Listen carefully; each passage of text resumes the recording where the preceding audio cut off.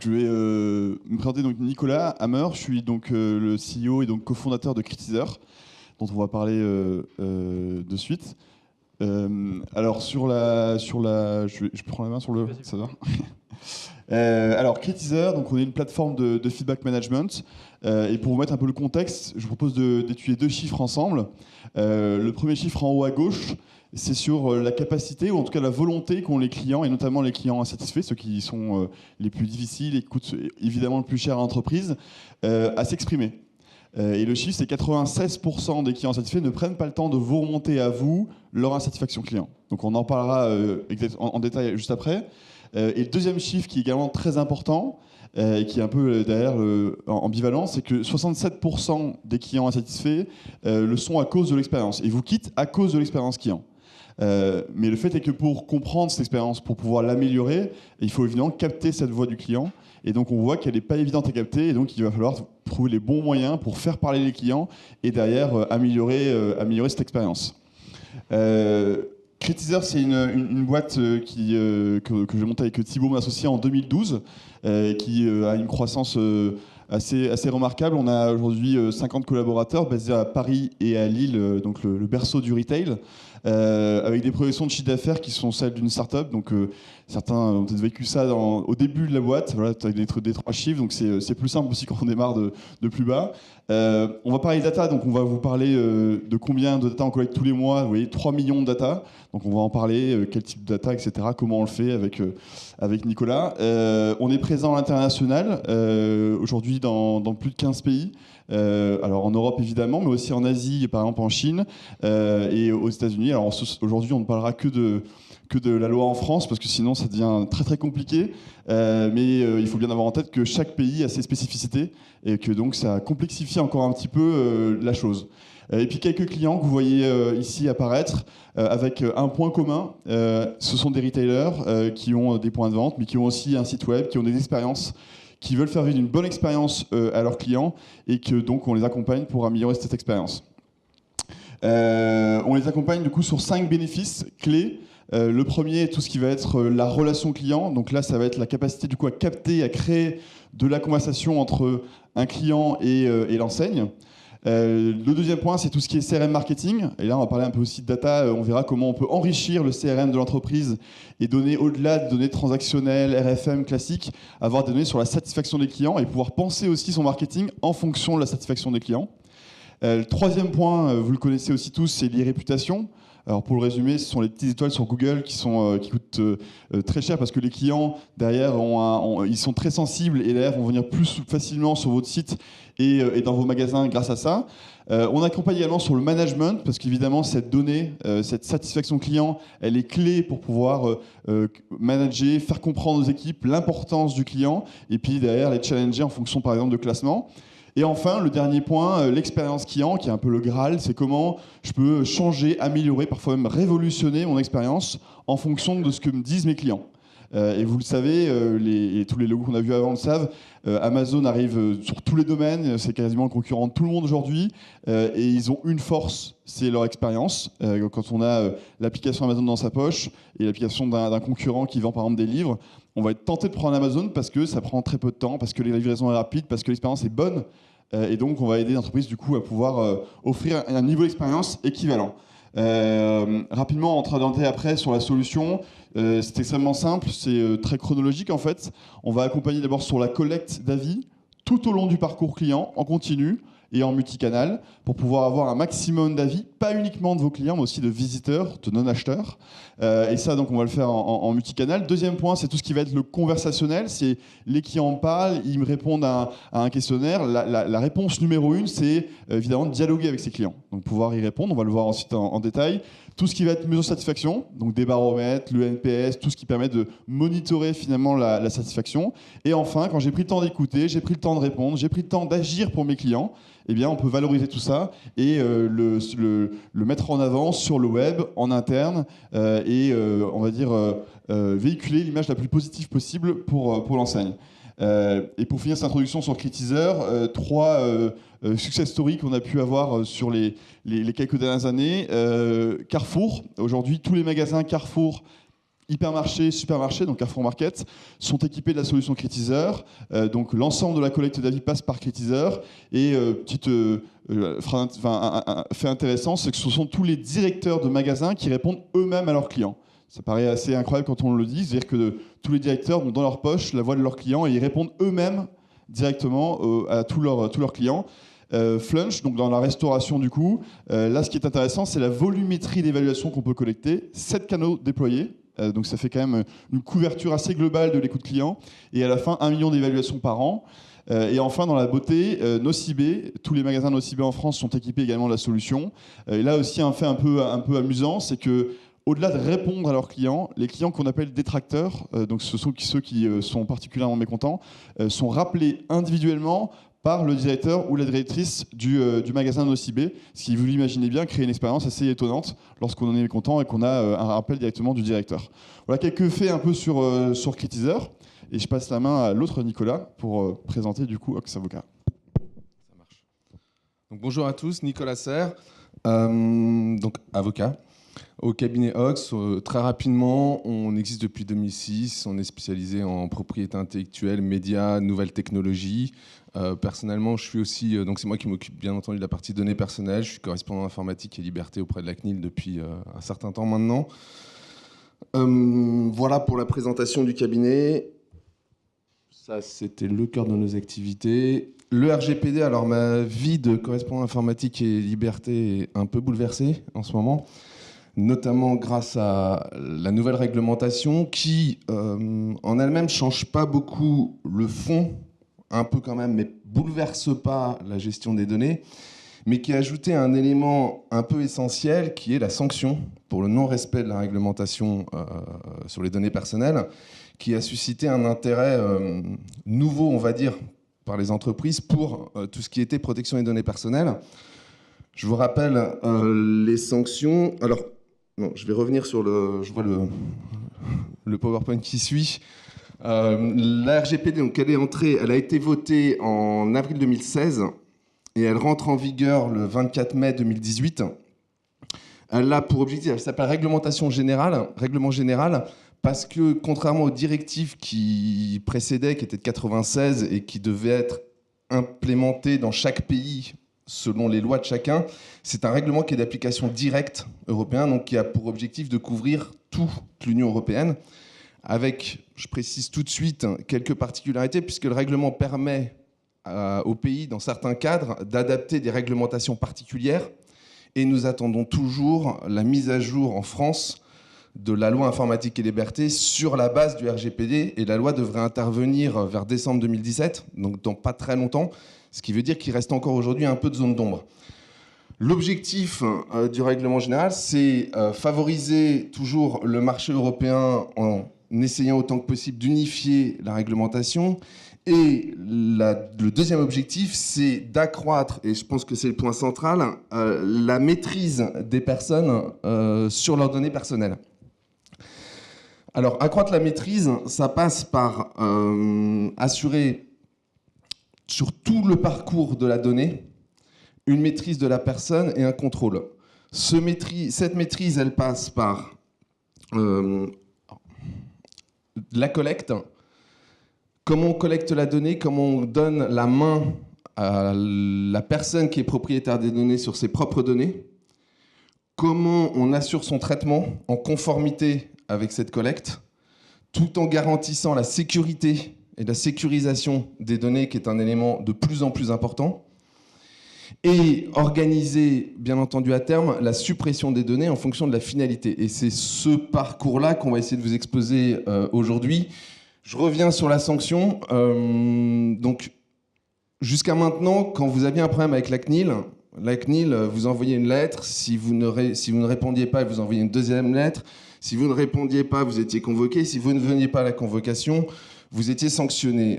Les sanctions les plus importantes, enfin celles qu'on a le plus entendu parler pour une grande banque en France jusqu'à maintenant, ça a été 30 000 €. Autant dire que beaucoup de gens étaient assez indifférents à la protection des données personnelles. Aujourd'hui, la sanction, il y en a deux. Alors là, on a mis la plus importante qui sera certainement la plus fréquente.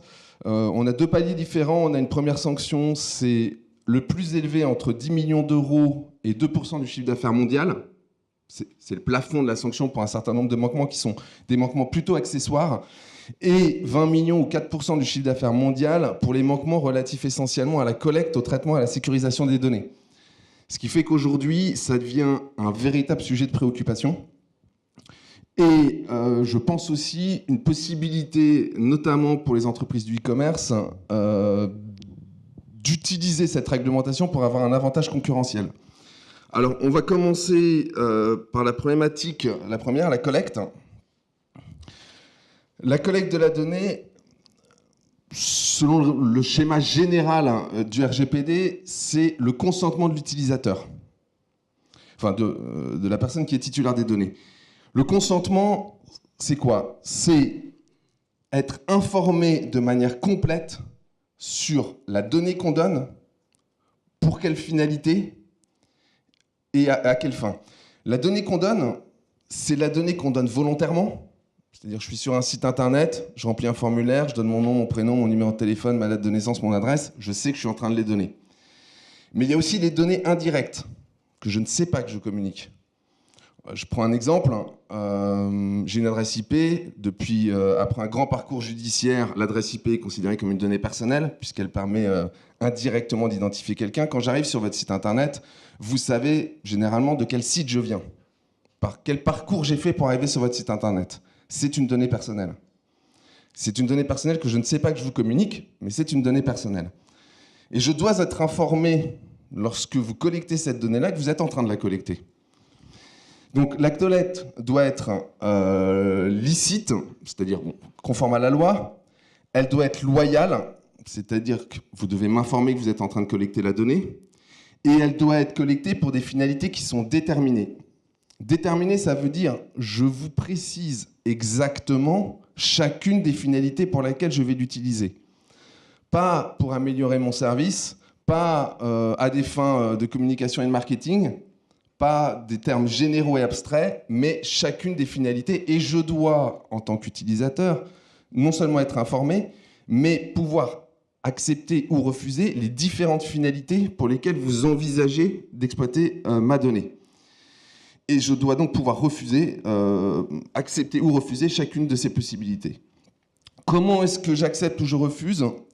Alors, la CNIL, le règlement GRPD impose une forme du consentement particulière, c'est-à-dire que chaque élément qui doit être listé, qui doit figurer dans mon autorisation est listé dans le règlement.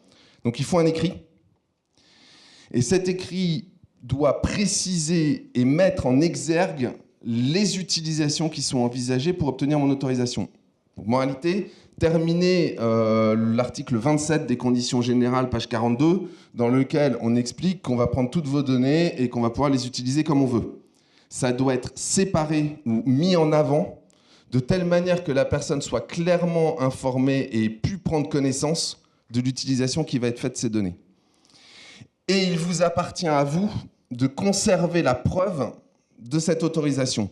Jusqu'à maintenant, et c'est un des grands changements par rapport à la loi informatique et liberté, vous faisiez une déclaration, je fais un traitement de données, point terminé. Aujourd'hui, il n'y a plus de déclaration. On ne vous demande plus de déclarer, on vous demande de vous autocontrôler, de vous responsabiliser d'une certaine manière, et de conserver tous les éléments qui vous permettent de démontrer au premier contrôle que vous êtes conforme. Donc après, une fois que le règlement sera en place, les contrôleurs de la CNIL peuvent venir chez vous. Déjà, ils peuvent ne pas venir chez vous. Ils peuvent déjà faire des vérifications en ligne sur votre site pour savoir si vos conditions générales sont conformes, si votre collecte du traitement et tout ce que vous faites visible à partir de votre site internet est conforme à la réglementation. Et ils peuvent ensuite venir chez vous. S'ils viennent chez vous, ils n'ont pas à démontrer que vous n'êtes pas conforme. C'est à vous d'apporter tous les éléments de preuve qui démontrent que vous êtes conforme. D'où toute une obligation de mise en place d'un certain nombre de schémas en termes de registre, garantie de la preuve, être en mesure d'apporter pour chaque élément le fait que vous avez bien collecté valablement la réglementation, les données. Je te repasse la parole. Merci Nicolas pour toutes ces précisions. Alors ça peut faire un petit peu peur quand on voit toutes ces obligations, la sanction, etc. Et du coup, quels vont être les impacts pour vous concrètement dans le parcours du client? Parce que finalement, la conséquence qu'on peut imaginer, c'est qu'avec toutes ces obligations dont on a besoin, les consentements, les preuves, etc., bah, finalement, lorsqu'on arrive sur un site web, ça va être un ensemble de pop-in en disant est-ce que vous acceptez ça, acceptez ça, et ça. Alors que quand on va dans un magasin, si on vous demande est-ce que avant d'entrer dans le magasin, vous voulez faire ça, ça, ça, ça, bah, tout le monde sortirait du magasin et personne ne rentrerait dedans. Donc ça peut faire peur en termes de conversion. C'est ça qui finalement, c'est là-dessus que va jouer. Donc on va vous montrer comment nous, sur les avis clients, on a commencé. Alors Nicolas, on n'est pas là pour faire un audit de ce qu'on fait, mais on a commencé à travailler justement sur l'amélioration de cette expérience par rapport aux applications de cette règle. Il faut savoir aussi qu'on parle d'avis client. On n'est pas une solution DMP, de data qui va géolocaliser les gens, où on n'est pas voilà, c'est loin de tout ce qui est média, etc. Où là, il y a des applications qui sont très très fortes. On est sur une donnée qui n'est pas sensible au sens où il n'y a pas de transactionnel. On n'a pas le numéro client et son compte bancaire directement chez nous. Donc on va voir que c'est aussi une chose qui change. Alors, là, on vous rappelle globalement l'étape d'un cycle d'achat, juste pour vous rappeler que le client, ce n'est pas un achat en one touch, c'est tout un ensemble de choses. On cherche online, on va en magasin, on va sur le site, on fait parfois du click and collect, etc. Donc c'est un parcours qui est très long. Pour collecter justement l'évaluation, chez Critizer, on a donc multiplié finalement les points de contact entre l'enseigne et le client. Ça veut dire qu'on a en fait aujourd'hui deux grands angles d'écoute, et on va voir que c'est une application en termes de RGPD. Il y a le push, où on sollicite l'avis du client, et le pull, là où le client, spontanément, va pouvoir remonter de lui-même un avis. Et c'est important d'avoir les deux, parce qu'encore une fois, on veut avoir l'avis de tout le monde, et pas uniquement des clients qui sont déjà clients chez vous, qui ont une carte de fidélité, et à qui vous pouvez envoyer un mail. Au final, du coup, quand on a ces deux angles d'écoute, on est capable d'aller écouter sur tous les canaux, aussi bien via l'application mobile, via des emails, via le Wi-Fi, via les réseaux sociaux, etc. Dans les deux cas, en push, en pull, on va pouvoir utiliser l'ensemble de ces canaux. Au total, on a plus de 20 canaux possibles et exploitables à travers la solution. Encore une fois, avoir la vue la plus précise de ce que pensent les clients tout le long du parcours et pas uniquement juste après un achat, là où les clients finalement ont été suffisamment contents pour effectuer un achat. En termes d'expérience, on essaie toujours de soigner les choses et ça va avoir un lien, une application avec ce que je vous disais juste avant. On sait chez Critizer que aujourd'hui, on reçoit énormément de sollicitations, quelles qu'elles soient. On en reçoit aussi beaucoup pour donner son avis. Si vous faites un voyage, vous allez recevoir après un hôtel, après votre vol, après avoir mangé au restaurant. Ça peut faire beaucoup. Donc, il faut soigner ce moment-là. Il faut le rendre presque agréable. Ça fait partie de l'expérience que de répondre à un questionnaire. Donc, autant le rendre le plus agréable possible. Là, vous avez à l'écran un exemple d'email qui est envoyé, par exemple, ici après un essai automobile. Vous avez directement dans l'email la première question qui est intégrée pour éviter d'avoir le fameux bouton répondre au questionnaire qui est pas très sympathique, on a peur d'y aller, on dit j'ai passé 20 minutes dessus. Là on a la première question qui est dans l'email, qui reprend ici un code des étoiles, les étoiles qui sont aujourd'hui devenues un référentiel assez commun pour noter ses films, son Uber, pour noter ses produits. Donc on garde ça pour le consommateur. Et puis une fois qu'il démarre, il a juste à noter finalement l'expérience qu'il a vécue. Donc là on retrouve bien l'email. Il va cliquer sur le niveau de satisfaction qui correspond à son essai. En l'occurrence, ici, il est super content, donc il met 5 étoiles. Il est renvoyé vers le site directement de la marque. Sa note qu'il a mis dans le mail a été enregistrée. Il peut la modifier, revenir en arrière s'il s'est trompé. Et ensuite, il va pouvoir noter un certain nombre d'items qui ont été choisis par l'enseigne. Ça peut être des items qui sont ce qu'on considère, nous, comme les moments de vérité de l'expérience. Et vous voyez ici que l'expérience est très agréable. Jusqu'à la fin, là, ici, on a un exemple d'NPS. À la fin, il va pouvoir directement laisser un commentaire libre, type problème, complément, question, suggestion. Nous, ce qu'on préconise aussi, on va le voir aussi, c'est une application en termes, encore une fois, de data privacy, c'est de router cet email depuis votre outil de routage de campagne, puisque vous avez obtenu, on va voir toutes les autorisations qu'il fallait pour le faire, et donc c'est plus simple, ça évite du coup des transferts de données qui parfois sont problématiques. Ce système-là, dans le cas d'un email, ce qui est le plus commun, donc c'était pour avoir un référentiel qu'on connaît tous, il présente des conversions qui sont très très bonnes, parce que vous l'avez vu, l'expérience elle est très agréable et ça joue beaucoup dans les conversions. Une fois qu'on a collecté cette donnée, qu'est-ce qu'on en fait? Eh bien, on va l'envoyer aux bonnes personnes au sein de l'entreprise, qui peuvent être des personnes sur le terrain, directement dans une concession, dans un magasin, qui vont être celles qui vont être amenées à répondre, ou au niveau du service client, ou à différents niveaux. Donc, on va pouvoir échelonner les choses. Donc, les données sont envoyées dans une interface, et ensuite, vous pouvez consulter des reportings, PDF, dashboard, etc., qui vous permettent d'avoir la satisfaction de vos clients. Et enfin, cette satisfaction, si elle est bonne, on va pouvoir la valoriser sur le web. Et là, vous retrouvez typiquement les étoiles que lorsqu'on tape un restaurant Flunch. Et vous voyez qu'on a une capacité à véhiculer la satisfaction client sur l'ensemble de la page 1 de Google. Pas uniquement sur votre site, mais également sur tous les sites qui apparaissent en page 1, d'afficher les avis et, in fine, d'augmenter le trafic sur les pages qui sont concernées. Donc on peut valoriser cette donnée et du coup lui donner une utilité autre que celle des études. Ça peut être aussi d'un point de vue marketing. Alors, d'un point de vue RGPD, et là Nicolas, tu me corriges si je me trompe, on reprend notre mode de collecte, on a le push et le pull. Lorsqu'on est en pull, le client le fait spontanément. Il a envie d'envoyer son avis, c'est sa volonté. Donc on est dans une démarche assez simple en termes de consentement. D'un point de vue push, on va solliciter l'avis du client. Alors solliciter l'avis du client, déjà ça nécessite d'avoir obtenu avant ces autorisations qu'il fallait. Généralement c'est un opt-in, ça peut être différentes choses en fonction du canal. Quand on est sur par exemple une appli mobile, généralement c'est une notification qui va demander si on accepte de recevoir justement des notifications. Et au final ça permet d'avoir cette autorisation-là. Donc si vous n'avez pas ça, vous ne pouvez évidemment pas solliciter vos clients, que ce soit sur leur téléphone mobile, par email ou via une application mobile. Ce sont les 3 canaux qu'on peut utiliser en termes de push. On part du principe que tout ce que vous avez fait là est correct. Derrière, la finalité, la première, elle est relationnelle.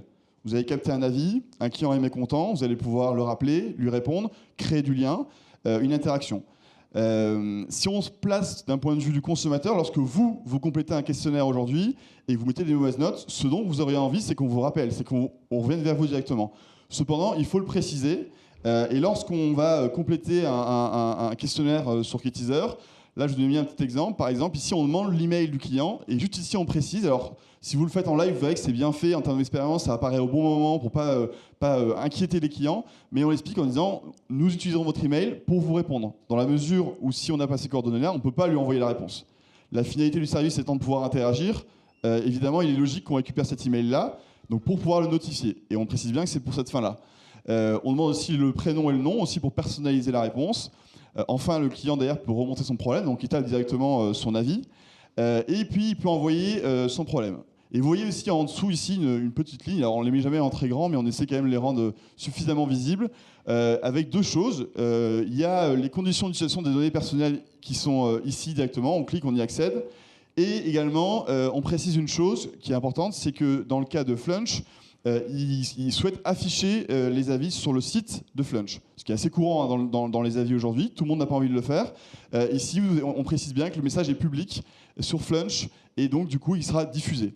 C'est le choix que Flunch a fait. Si vous allez sur le site de Darty, qui est un autre client de Critizer, ils ont choisi de mettre un opt-in qui dit est-ce que vous souhaitez que cet avis soit public ou non. Donc là, vous laissez la main au client sur cette diffusion. Ici, si le client ne souhaite pas que ce soit public, il ne peut pas envoyer l'avis. C'est le système qui a choisi Flunch en l'occurrence. Donc là, on voit bien qu'on a exposé assez explicitement les choses. Et après, il y a des finalités autres. Par exemple, il y a la finalité des études. On veut faire un baromètre de satisfaction, pouvoir voir comment le NPS évolue, comment votre satisfaction évolue. Tout ça, on va pouvoir le faire sans forcément demander le consentement au client, dans la mesure où la donnée est anonymisée. Vous n'avez pas ici, lorsque vous mettez votre NPS, le nom de tous vos clients qui apparaissent directement. Et ça, du coup, en termes d'historique, vous pouvez pouvoir regarder aussi indéfiniment. Et d'un point de vue marketing, ça on l'a vu tout à l'heure, vous demandez aussi l'autorisation de pouvoir diffuser, publier cet avis. Donc voilà pour la partie collecte et l'impact sur la RGPD. Je ne sais pas si c'est clair et...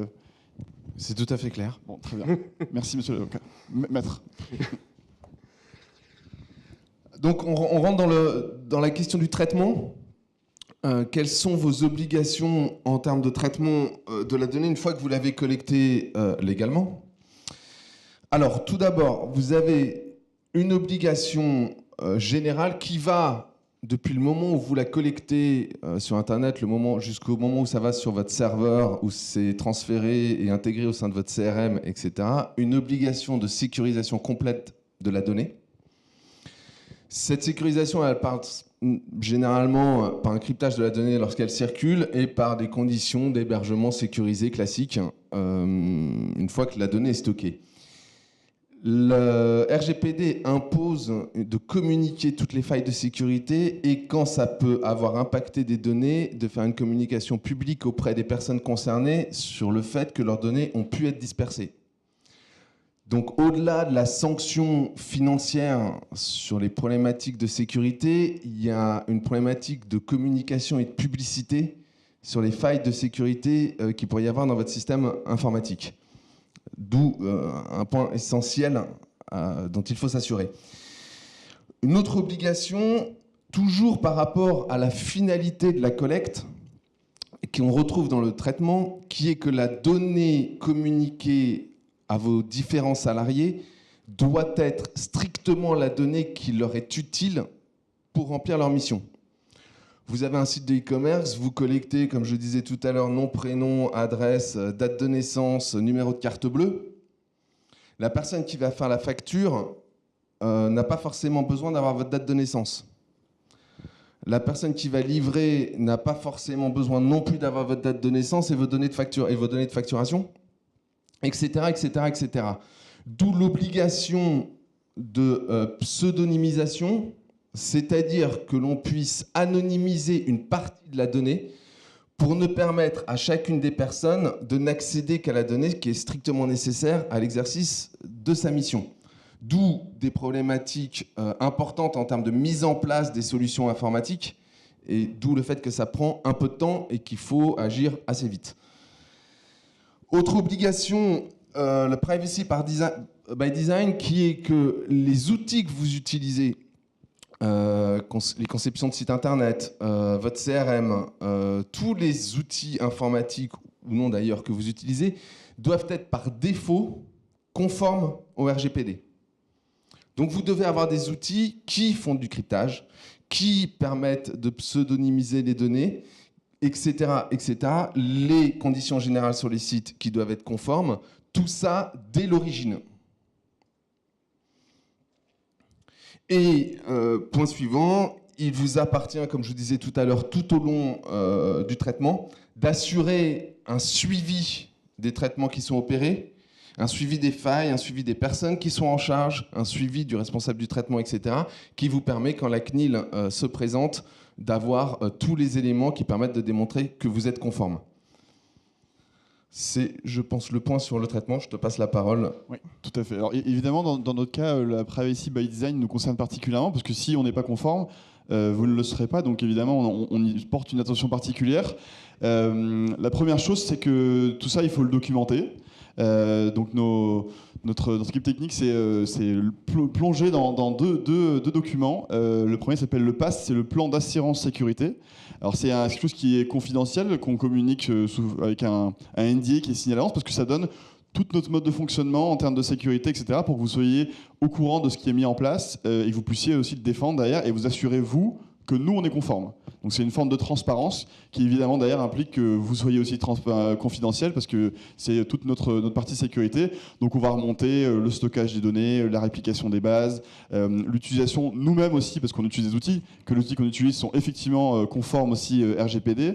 Tout ce qui va être en termes de sécurisation de la donnée et comment est-ce qu'elle est stockée, comment est-ce qu'elle est encryptée, encodée, etc. Et puis il y a également un plan d'assurance qualité, le PAC, qui lui va mettre en avant tout ce qui va être les process internes. Alors ça paraît assez bête, hein, mais vous expliquer comment un collaborateur de Critizer peut accéder aux bases, comment est-ce qu'on sécurise l'accès dans les locaux, comment est-ce qu'on sécurise, nous, nos propres failles de sécurité. Parce que si demain, une personne a accès à l'ordinateur d'un collaborateur de Critizer, il ne faut pas qu'il puisse avoir accès aux données, etc. Donc ça a des implications, tout ça c'est décrit dans un pack, et ça nécessite du coup d'avoir un certain nombre de process mis en place qui sont lourds au début, mais une fois qu'ils sont mis en place, sont conformes et puis sont agréables pour tout le monde. Donc ces deux premiers documents que l'on a mis en place.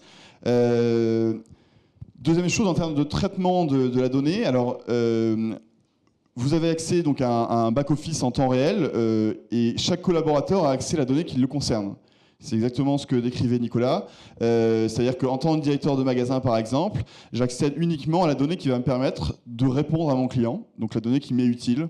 Donc ça peut être une donnée, évidemment, le commentaire, les notes qui ont été attribuées, ça peut être quelques informations sur le client, mais on ne donnera pas, par exemple, la date de naissance dans la mesure où ce n'est pas utile pour pouvoir répondre au client. Donc on ne donne que ce qui est utile directement pour ce niveau-là de traitement. Quand on a un accès niveau siège, par exemple, on a accès à plus de données, on peut faire des filtres avec plus d'informations, parce que ça relève du coup du besoin qu'on a au niveau siège et qu'on a du coup accès à ces données-là. Tout ça également, c'est exportable pour que vous puissiez vous les réintégrer chez vous, que ce soit dans votre CRM, ou les retravailler de la manière que vous souhaitez, donc avec différents modes.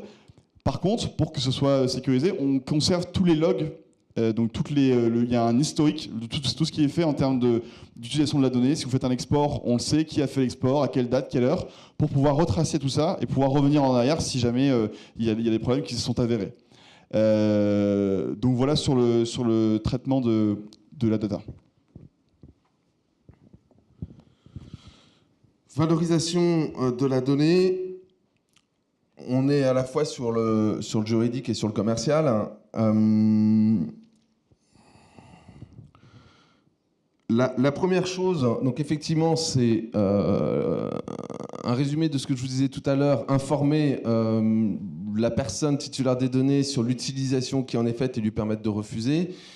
C'est valorisable. Ce qu'on suggère, en tout cas ce que je suggère, notamment pour les sites de e-commerce, c'est généralement on crée un compte quand on achète un produit en ligne, on collecte de la donnée. La page Mon compte peut être particulièrement utile pour permettre de montrer à la personne qu'elle a le pouvoir sur ces données, c'est-à-dire une sorte de tableau de bord de ces données dans lequel, dans la page Mon compte, vous avez un onglet ou une partie dans lequel vous avez les finalités pour lesquelles vous utilisez la donnée, toutes les données que vous avez collectées sur la personne, et vous pouvez lui permettre de les mettre à jour, de les modifier, de les supprimer, d'accepter certaines finalités, de les refuser, et de valider et de modifier son consentement au fur et à mesure en fonction de ses souhaits. Un encadrement. Alors, effectivement, on a de plus en plus de pratiques de profilage au travers des DMP, etc. Le profilage est très, très encadré par le RGPD, qui oblige, lorsqu'il y a un traitement d'un nombre très important de données, de faire un audit préalable pour s'assurer de l'impact de la gestion de la donnée, un contrôle plus important de la CNIL sur ce type de solution, et une information du client sur les algorithmes qui sont utilisés, non pas en communiquant les algorithmes, mais en communiquant la logique qui sous-tend le traitement qui va être fait et le profilage qui va être fait de ces données. Donc une information quand même assez lourde quand on fait du profilage à communiquer à l'utilisateur final. La durée de conservation de la donnée, là on en arrive à la suppression. On est toujours dans cette même logique. Vous m'avez donné votre accord pour une finalité précise. Cette finalité, elle n'est pas éternelle. Donc une fois que la finalité est atteinte, vous devez supprimer, je dois supprimer la donnée concernée. Alors, on pense aux prospects ou aux anciens clients qu'on a gardés dans sa base en se disant il reviendra peut-être un jour, je vais pouvoir lui envoyer un email pour lui dire que j'ai une offre à lui faire. On peut lui dire je vais conserver votre donnée par exemple 8 mois après un achat. On peut au bout de 7 mois, s'il n'est pas revenu, lui envoyer un email en lui disant je viens de voir que vous n'êtes pas revenu sur mon site. On peut mettre d'autres choses avec, mais lui dire attention, si vous ne cliquez pas sur tel bouton, je vais supprimer votre donnée dans un mois. Et si effectivement la personne ne revient pas sur votre site, la donnée doit être effectivement supprimée. Vous ne pouvez pas conserver ad vitam aeternam un fichier client. Vous devez absolument supprimer la donnée au bout d'un certain temps, qui est de toute façon inférieur à 12 mois. On va mettre en application tout ça. Alors ici, un exemple sur tout ce qui est un peu justement autour du profilage. Lorsque vous êtes amené à répondre à votre client, vous accédez à une interface sur laquelle vous avez, là en l'occurrence le problème qui a été remonté, une note de recommandation, et si vous continuez plus haut, vous remontez l'historique de conversation entre le client et le magasin ou le service client, par exemple. Après, vous avez des options, vous pouvez rappeler votre client, répondre, etc., transférer à différents services en interne. Ça vous permet de suivre la relation.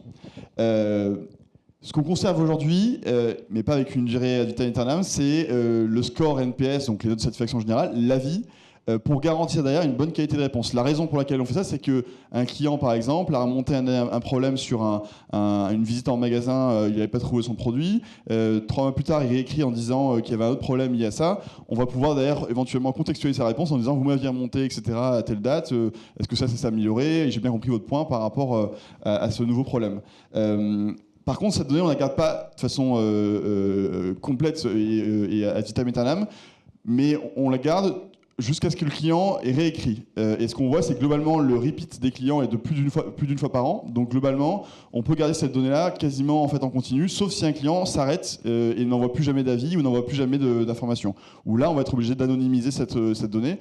Pas de la supprimer, l'anonymiser. Et c'est le dernier point qui est important, c'est que justement, quand on veut monitorer, on veut améliorer la satisfaction client, on a besoin de pouvoir comparer dans le temps, par rapport à la dernière, par rapport à il y a 2 ans, etc., les notes de satisfaction. Est-ce qu'on s'améliore dans le temps? C'est le principe même de la mesure, c'est de pouvoir monitorer et donc améliorer cette satisfaction.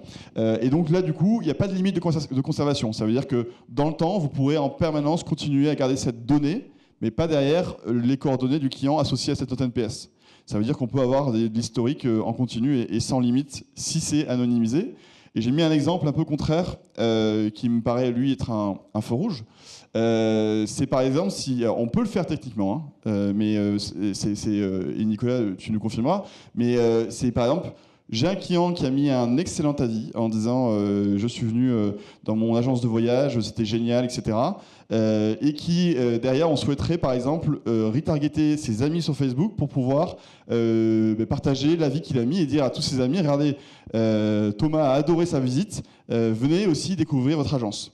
Et ça, on ne peut pas faire puisqu'on n'a absolument pas le consentement du client, en l'occurrence, et que du coup, ça ne me paraît pas du tout adapté. Et tu n'as pas non plus le consentement des autres personnes, des amis sur Facebook. Sauf si Facebook a demandé, ça, je sais pas. Sauf si tu as passé un accord avec Facebook qui a collecté la donnée valablement et qui l'utilise conformément à l'accord qu'il a eu. Et alors une question, c'est que si on demande au client, en l'occurrence, est-ce que vous êtes prêt à partager sur Facebook cette évaluation, est-ce que du coup on est conforme ou pas? Alors le problème, il est déjà en amont. Parce que déjà, quand il y a un bouton j'aime sur la page du site, il y a déjà des données qui vont sur Facebook. Et donc, il faut déjà informer l'utilisateur que quand il y a un bouton de j'aime sur le site, des données sont prises par Facebook. La deuxième chose, c'est il faut le consentement des amis en question. Puisque, en fait, il y a 2 choses. Soit il faut le consentement des amis en question, soit surtout, il faut avoir passé un accord avec Facebook. Donc, Facebook s'est assuré que les amis en question, ils pouvaient leur communiquer des publicités qui sont envoyés sur la base des acceptations et des points positifs ou négatifs qui sont envoyés par ses amis. Et si les amis en question ont accepté de recevoir de la publicité et donc que leurs données soient communiquées ou à tes clients, c'est conforme. Tout est dans le parcours du consentement du début à la fin. Donc si on doit communiquer à des personnes sur Facebook une donnée, il faut que, si c'est Facebook qui vous communique l'information, vous soyez en droit de la recevoir. Si c'est vous qui communiquez l'information à Facebook, Monsieur X a accepté de partager avec ses amis, je te laisse communiquer à ses amis. Il faut que Monsieur X ait été informé du fait que ces données allaient être communiquées à Facebook pour pouvoir être communiquées à ses amis. Donc il faut pouvoir retracer le consentement par rapport à une finalité donnée tout au long du parcours de la donnée. Donc encore une fois, le parcours du client se complexifie un peu et on a des chances du coup d'avoir des pertes, mais on va voir après comment on peut augmenter les chances de réussir. Une possibilité que vous avez aussi, c'est de pouvoir brancher tout ça avec votre CRM. Donc Ethyzer est compatible avec des Salesforce, des Oracle et tous les outils CRM du marché. Ça vous permet de remonter la donnée dont vous avez le droit de le faire. Ça veut dire quoi? Ça veut dire que c'est les données que vous aviez déjà, et potentiellement. Par exemple, vous envoyez un mail avec votre outil de routage de campagne de mail, donc vous avez déjà le consentement du client sur le mail. Il répond à un certain nombre de notations. Derrière, nous, on va le récupérer et on peut le remonter dans votre CRM pour compléter la fiche client. En disant, voilà, tel client, il a remonté tel niveau de notation, etc.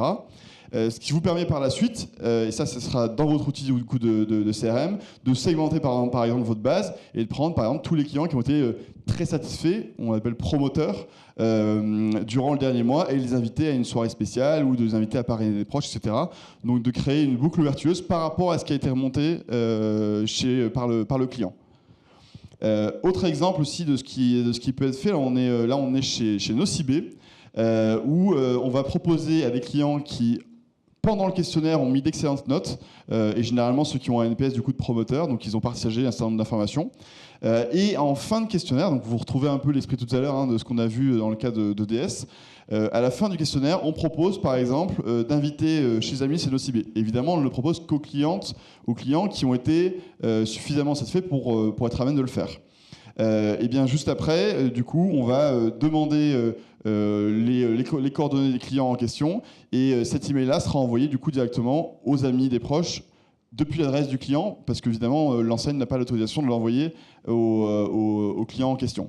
Et du coup, derrière, on est capable de générer de l'engagement. Il faut savoir que chez Nocibé, 10% des promoteurs et des ambassadeurs du coup de la marque partagent à des amis, environ 1,5 par utilisateur. Donc vous voyez l'effet vertueux que peut créer du coup ce genre d'exemple. Voilà, et à la fin, les invitations sont envoyées. Voilà quelques exemples du coup d'utilisation intelligente et conforme de ce qu'on peut faire en termes de data, notamment liés aux avis clients. Alors, que retenir du coup de tout ça? La première chose, et je le disais un peu en introduction tout à l'heure, Amazon devient le concurrent de tout le monde, et globalement, entre concurrents, vous pratiquez souvent les mêmes prix, souvent vous avez les mêmes magasins, en tout cas pas très loin, vous utilisez les mêmes canaux de distribution et les mêmes canaux de communication. Donc très difficile de se différencier avec ça. Pourtant, pour se différencier, il y a un moyen simple, c'est d'avoir une expérience qui est différenciante. Si vous offrez une expérience qui est différente de chez votre concurrent parce qu'il y a les choses que les clients attendent, vous êtes capable de vous différencier par rapport évidemment à Amazon, mais aussi par rapport à tous vos concurrents. Donc créer une expérience client qui soit optimale. Et l'expérience client, je vous rappelle, elle démarre éventuellement sur le web, elle se poursuit tout le long en magasin, elle poursuit encore après l'achat, elle est longue et elle n'est pas juste le fait d'un achat.